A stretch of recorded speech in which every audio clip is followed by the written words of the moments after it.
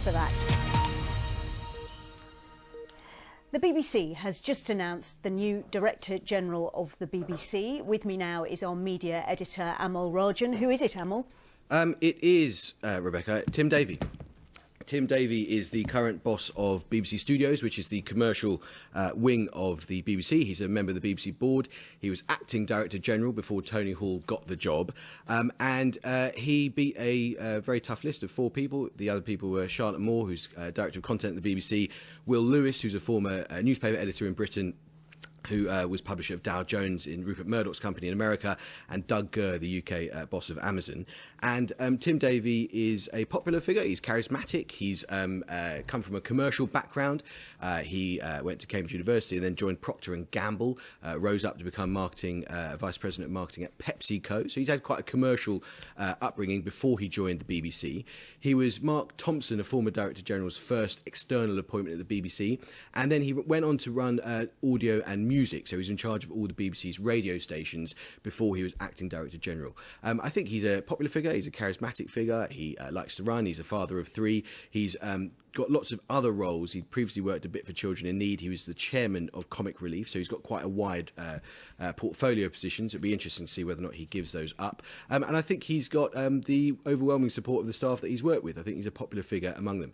Having said all that, Tony Hall, the current Director General, whose term will end in September when Tim Davie starts, had the toughest job of any Director General in the history of the BBC, and Tim Davie's job is going to be a hell of a lot tougher than Lord Hall's. Well, I was going to ask you, I'd written challenges, what's in his inbox, and actually Not sure you're going to have enough room on your paper. I ran out of room on the paper. I mean, how the BBC is funded is just the top of the list, isn't it? Yes, it's a huge range of challenges. It's worth saying, I mean, I can list the challenges. The challenges that we know about are going to be huge, but Director Generals are generally remembered by how they respond to crises that they couldn't foresee, like prank calls made by famous presenters, or people getting into contretemps with producers, or, you know, the whole issue of gender equality and equal pay, which has dominated Tony Hall's later stages of Tony Hall's reign. In terms of the challenges facing Tim Davie, they are absolutely huge. I think if you were to rank them, you would start off by saying that there is a political challenge. He's got to enter a very tough negotiation with a government that in the recent election had made some pretty aggressive noises about the future of the BBC. That negotiation is about the future of the licence fee, which underpins the funding of the BBC. There's a huge discussion to be had about the commercial model of the BBC. We live in a global media landscape which is hyperinflationary, and the BBC, for most of its nearly 100 years, had dominated both news and entertainment. It doesn't dominate news and entertainment in the way that it used to, so there's a question of whether or not Tim Davie will want to move to a new model. Will it involve some sort of household charge? Will there be more international revenue raised? He's obviously well positioned to do that, having run BBC worldwide. Then there's a question of maintaining the BBC's programme quality and its reputation for trust and impartiality. The BBC still rates pretty highly for trust and impartiality around the world as a trusted media organisation, but that is just a heck of a lot harder in an age of social media when critics of the BBC have a platform and can go viral by saying what they don't like about the BBC. So there's all of that stuff. There's the culture of the BBC, making sure it's truly representative, and it's also, I think, above all, it's going to be a job which combines the public-facing, commercial and political challenges with editorial responsibility. The Director General is this unique position. He's both in charge of the news operation and in charge of the TV programming and all of that commercial stuff. So it's hellishly difficult. Yeah, absolutely. Don't go away, Amol, because the BBC has put out a statement which I'd just like to show everyone. This is a statement from Tim Davie, the new Director General of the BBC. I am honoured to be appointed the BBC's next Director General. This has been a critical time for the UK, and these past few months have shown just how much the BBC matters to people.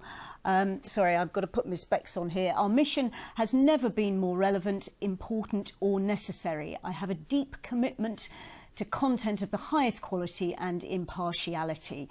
So that's a statement from Tim Davie. No doubt we may hear from him a little later as well. You were mentioning the challenges, Amol.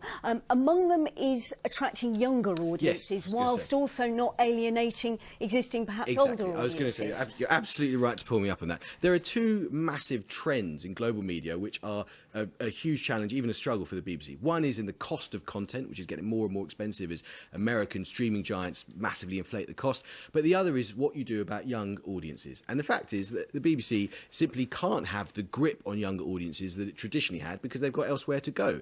And the trouble is, for the BBC's model to work, for the licence fee, which is this universal fee which everyone's going to pay if they own a TV, for it to work, it's got to give something to everyone, including young people. So finding a way of making an offer to those young people that makes them feel like the BBC is a big part of their life and worth paying for is going to be a huge part of Tim Davie's tenure, however long it may be. It's also worth saying that something interesting about his appointment is that recent Director Generals, Tony Hall, before him George Entwistle, who didn't last for very long because of the whole fallout over the McAlpine and Savile affairs, and before him Mark Thompson, have all come from a news background. They've all been creatures of BBC News.